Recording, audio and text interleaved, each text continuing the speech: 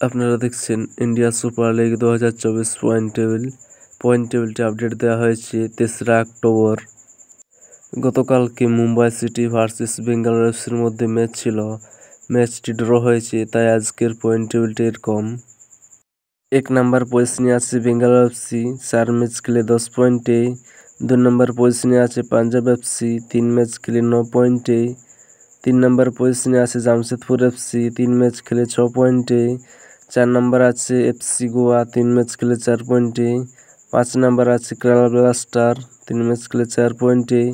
5 নম্বর আছে north east United 3 match খেলে 4 পয়েন্টে। 7 নম্বর পজিশনে আছে চেন্নাইন এফসি 3 ম্যাচ খেলে 4 পয়েন্টে। 8 নম্বর পজিশনে আছে মোহামেডান এফসি 3 ম্যাচ খেলে 4 পয়েন্টে। 9 নম্বর পজিশনে আছে মোহনবাগান এসজি 3 ম্যাচ খেলে 4 পয়েন্টে।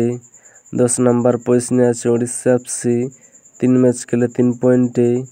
11 নম্বর পজিশনে আছে মুম্বাই সিটি 3 ম্যাচ খেলে 2 পয়েন্টে।